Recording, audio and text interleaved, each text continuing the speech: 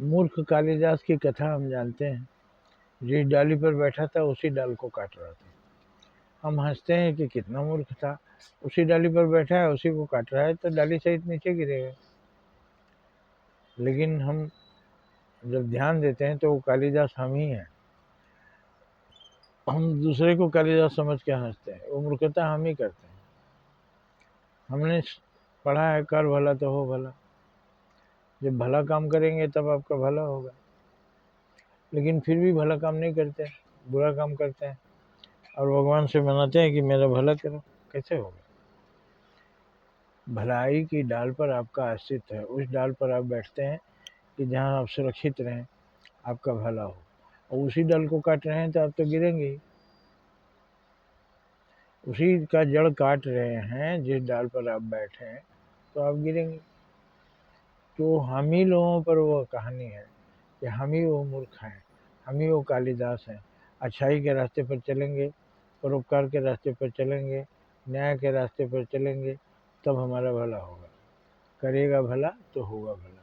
कहीं नहीं लिखा है करेगा बुरा तो तेरा भला होगा।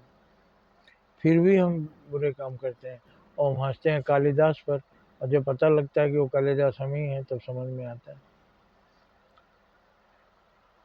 पंडितों ने किसी तरह विद्युत्मा जो महान विदुषी थी, बड़े बड़े विद्वान उससे शास्त्रार्थ में हार जाते थे, कालिदास से विवाह करवा दिया उन लोगों ने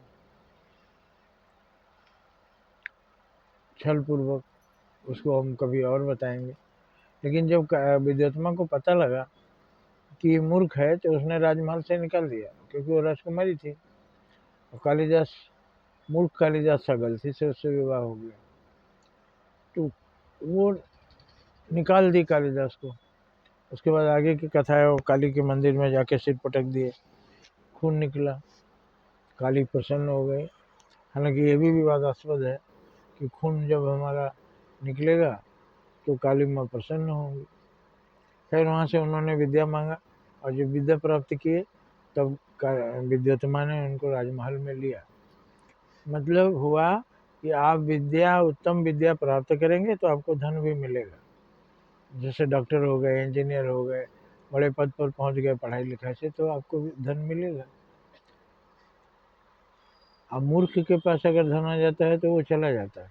जैसे मूर्ख कालिदास एक बार राजमहल में रहा और फिर निकाल दिया गया।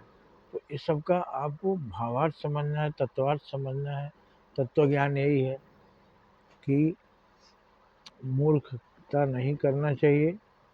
जैसे मूर्ख कालिदास था, जिस डाल पर बैठा वही काट रहा था। तो हमें अच्छा अपना कुशल चाहते हैं, अपना सुख चाहते हैं, हम सुखी रहना चाहते हैं, तो हमें दुख की राह पर नहीं चलना चाहिए। बुरा रास्ता दुख का रास्ता है, अच्छाई का रास्ता सुख का रास्ता है। और उत्तम विद्या प्राप्त करेंगे तो राजमहलों में रहेंगे। गलती से अगर मूर्ख को राजमहल मिल जाए तो निकाल दिया जाता है। पुनः विद्वान होकर जब गया कालिदास, तब वो राजमहल में विद्वत्मा के साथ रहा। तो ये हमारे जीवन दर्शन है। अच्छाई कर भला तो हो भला, एक बात। और दूसरा, जब आप विद्वान होंगे तो आपको धन भी मिलेगा।